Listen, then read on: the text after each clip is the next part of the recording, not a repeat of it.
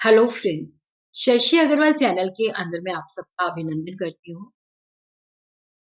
आज का जो हमारा टॉपिक है आर्थिक व्यवस्था, जिसको हम इंग्लिश के अंदर इकोनॉमिक सिस्टम कह सकते हैं। काफी सारे सब्जेक्ट के अंदर ये इम्पोर्टेंट है। बिजनेस एनवायरनमेंट के अंदर इम्पोर्टेंट है। भारतीय अर्थव्यवस्था विकास के अंदर ये इम्पोर्टेंट है। उसी तरह जो जनरल कॉम्पिटिटिव एग्जाम होते हैं उसके अंदर भी ये काफी इम्पोर्टेंट है। इसी के साथ ही अगर आपको मेरा ये प्रयास सही लगता है तो मेरी वीडियो को लाइक कीजिए, शेयर कीजिए और मेरे चैनल शशि अग्रवाल को सब्सक्राइब कीजिए। तो ये मेरी ऐप है, एडुसम ऐप है, जिसको गूगल प्ले स्टोर से डाउनलोड कर सकते हो। ये commerce, economics and management students को free study material, free mock test provide करती है। उसी तरह हिंदी और इंग्लिश के अंदर यहाँ पे काफी सारे स्ट्रक्चर कोर्सेज अवेलेबल हैं। तो सबसे पहले हम समझते हैं आर्थिक व्यवस्था क्या होती है।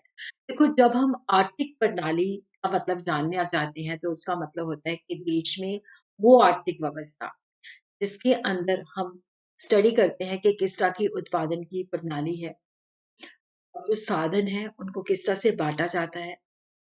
अर्थव्यवस्था में वस्तु तथा सेवाओं की वितरण का सिस्टम क्या है।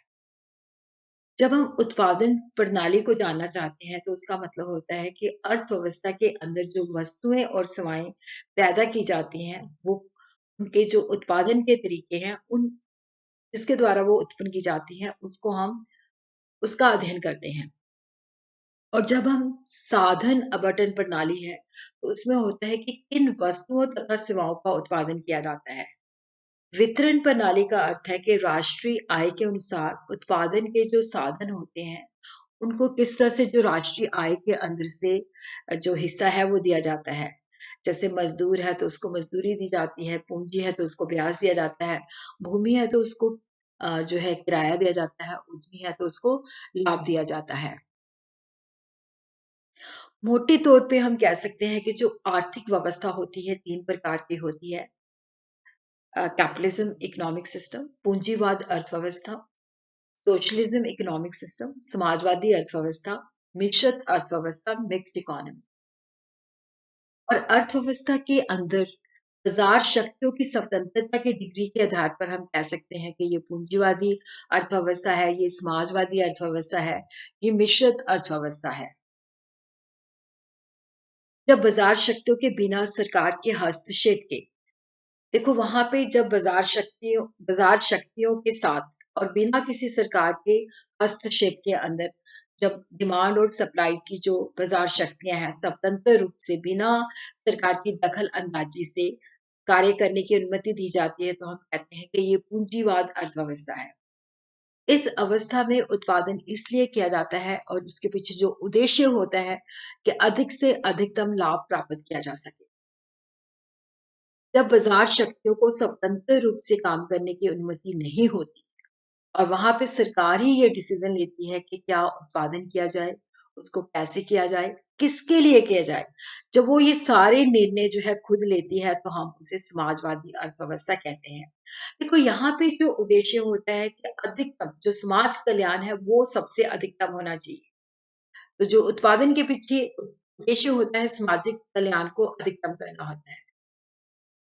जब सरकार तथा बाजार शक्तियां मिलकर ये निर्णय लेती है क्या उत्पादन किया जाए, कैसे उत्पादन किया जाए, किसके लिए उत्पादन किया जाए, तो वो मिश्रित अर्थव्यवस्था कहलाती है। देखो, जो मिक्स्ड इकोनॉमी होती है, जो मिश्रित अर्थव्यवस्था होती है, उसके अंदर पब्लिक सेक्टर भी होता है, प्राइवेट सेक्टर भी होता है। तो ऐसी अर्थव्यवस्था के अंदर जो लाभ का अधिकतम भी होता है और उसके साथ क्या है, समाज कल्याण के ऊपर भी जो है उसको किस तरह से अधिकतम करना है, दोनों साथ साथ चलते हैं। तो अब हम समझते हैं पूंजीवाद अर्थव्यवस्था क्या होता है। देखो, जब बाजार की शक्तियां बिना सरकार के हस्तक्षेप के स्वतंत्र रूप से कार्य करती हैं, तो उसे हम पूंजीवाद अर्थव्यवस्था कहते हैं। तो वहां पे सबसे जो उद्देश्य होता है, जो उत्पादन की प्रक्रिया के पीछे जो उद्देश्य होता है कि हम किस तरह से लाभ को अधिकतम कर सकते हैं, मैक्सिमम प्रॉफिट, इसे बाजार अर्थव्यवस्था या पूंजीवाद भी कहा जाता है। तो ये वो प्रणाली होती है जिसके उत्पादन के साधनों पर व्यक्तियों का खुद का स्वामित्व होता है और व्यक्ति जो है अधिकतम लाभ के सिद्धांत के अनुसार अपने आर्थिक निर्णय लेने के लिए स्वतंत्र होते हैं। वही डिसाइड करते हैं हमने क्या बनाना है, किसके लिए बनाना है और कौन से मेथड यूज करने हैं। तो इसके जो फीचर्स हैं, जो विशेषताएँ हैं, उत्पादन के साधनों के ऊपर निजी स्वामित्व होता है। मुख्य उद्देश्य जो होता है, अधिकतम लाभ कमाना होता है। केवल उन्हीं वस्तुओं का उत्पादन किया जाता है, जिन्हें घरेलू बाज़ार या विदेशी बाज़ार पे अधिकतम लाभ पर बेचा जा सकता है। और लोगों के बीच में जो होता है कि वही चीज़ें बनाई जाती हैं, जो लोग खरीदने की क्षमता रखते हैं। सरकार की भूमिका जो होती है काफ़ी हद तक कानून व्यवस्था बनाए रखने और देश की रक्षा तक ही सीमित होती है। तो पूंजीवाद अर्थव्यवस्था के ये मेरिट है। देखो यहाँ पे हम अपने खुद के हित के ऊपर ध्यान रखते हैं, तो ये स्वार्थ को बढ़ावा देता है कि हमने सबसे ज़्यादा लाभ कमाना है और यहाँ पे जीडीपी विकास दर में तेज़ी के साथ बढ़ोतरी होती है। इसके जो नुकसान है देखो यहाँ पे हम सिर्फ अपने स्वार्थ को देखते हैं, समाज के सामूहिक हित की अवहेलना करते हैं। केवल उन्हीं वस्तुओं का उत्पादन किया जाता है जिनमें अधिकतम लाभ होता है, जो समाज को ज़रूरी होती है, उसके ऊपर ध्यान नहीं देते। और यहाँ पे हम विकास करते हैं बट सामाजिक न्याय के बिना। तो अब हम देखते हैं समाजवादी अर्थव्यवस्था। जब बाजार की शक्तियाँ स्वतंत्र रूप से सक्रिय नहीं होती और सरकार ही सारे डिसीजन लेती है क्या उत्पादन करना है, कैसे उत्पादन करना है, किसके लिए उत्पादन करना है, तो उस अर्थव्यवस्था को हम समाजवादी अर्थव्यवस्था कहते हैं। उत्पादन गतिविधियों के पीछे सामाजिक कल्याण को अधिकतम करना उद्देश्य होता है। समाजवादी अर्थव्यवस्था वो होती है जिसके ऊपर उत्पादन के साधनों पर सामाजिक स्वामित्व होता है, निजी स्वामित्व परमिटेड नहीं होता। समाजवादी अर्थव्यवस्था वो है जिसमें उत्पादन के साधनों पर सामाजिक स्वामित्व होता है और आर्थिक निर्णय जो होते हैं कुछ केंद्रीय जो अधिकारी होते हैं उनके द्वारा लिए जाते हैं। तो यहाँ पे ये मान लिया जाता है कि सरकार वही करती है जो देश के लिए बेस्ट होता है। तो इसलिए व्यक्तिगत इच्छाओं को जो है प्राथमिकता नहीं दी जाती। इसकी जो विशेषताएँ हैं कि उत्पादन के साधनों पर समाज का सामूहिक स्वामित्व होता है और कोई निजी संपत्ति नहीं होती। उत्पादन के साधनों का उपयोग इस प्रकार से किया जाता है कि समाज का कल्याण ज़्यादा से ज़्यादा हो। उत्पादन की प्रक्रिया में सरकार की सीधी सीधी भागीदार होती है और सरकार की भूमिका बहुत ही महत्वपूर्ण होती है। वो केवल कानून बनाए रखने और देश की रक्षा तक ही सीमित नहीं होती। तो जो समाजवादी अर्थव्यवस्था है उसके जो मेरिट है, देखो यहाँ पे क्या होता है कि सब कुछ सरकार के हाथ में होता है, तो आय के वितरण में समानता होती है और विकास प्रक्रिया जो है समावेशी हो जाती है और सामाजिक न्याय के सिद्धांत पर आधारित होती है। लेकिन इसके नुकसान भी है क्योंकि यहाँ पे सरकार ही डिसीजन लेती है तो जीडीपी की वृद्धि एक धीमी प्रक्रिया होती है और उत्पादन अधिकतम लाभ के सिद्धांतों द्वारा निर्देशित नहीं होती। तो सोवियत संघ और चीन जो है मतलब इस प्रक्रिया को उन्होंने अडॉप्ट किया था, लेकिन इसके डीमेरिट देखते हुए वो अब बाजार अवस्था की ओर बढ़ रहे हैं। मिश्रित अर्थव्यवस्था। देखो जब सरकार और बाजार की ताकतें मिलकर फैसला लेती है क्या बनाना है, कैसे उत्पादन करना है, किसके लिए उत्पादन करना है, तो वहाँ पे उसको उस अर्थव्यवस्था को हम मिश्रित अर्थव्यवस्था कहते हैं। इस अर्थव्यवस्था के अंदर लाभ को अधिकतम करना और सामाजिक कल्याण को अधिकतम करना साथ-साथ चलता है।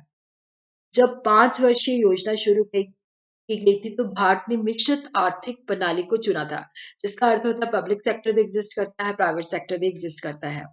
विकसित अर्थव्यवस्था वो अवस्था होती है जिसमें उत्पादन के साधनों पर निजी के साथ-साथ सार्वजनिक स्वामित्व भी होता है।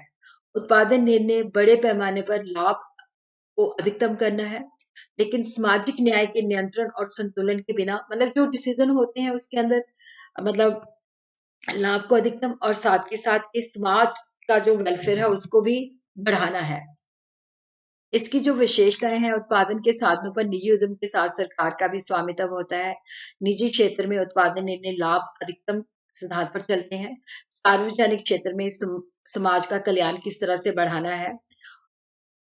तो मिश्रित अर्थव्यवस्था के अंदर जो है पब्लिक सेक्टर भी होता है, प्राइवेट सेक्टर भी होता है। पूंजीवाद और समाजीवाद अर्थव्यवस्था की खूबियाँ जो है मिश्रित अर्थव्यवस्था में होती है, ये इसका मेरिट है।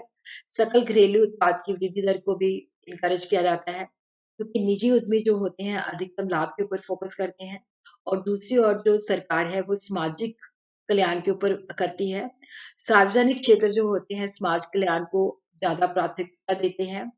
सार्वजनिक क्षेत्र का ये नुकसान है कि जो उसमें भ्रष्टाचार होता है और वहाँ पे दक्षता और उत्पादन का जो स्तर होता है नीचा होता है और भारत जो है अब सार्वजनिक उद्यमों को निजीकरण का विकल्प जो है चुन रही है। तो इसका निष्कर्ष ये निकलता है कि दुनिया की जो अधिकांश अर्थव्यवस्थाएं हैं, तो अब वो मिश्रित अर्थव्यवस्था के अंदर जा रही है, जहाँ पे उत्पादन बड़े पैमाने पर मांग और पूर्ति की बाजार शक्तियों द्वारा नियंत्रित होता है और सरकार जो होती है वो भी प्रत्यक्ष या अप्रत्यक्ष रूप से हस्तक्षेप करती है।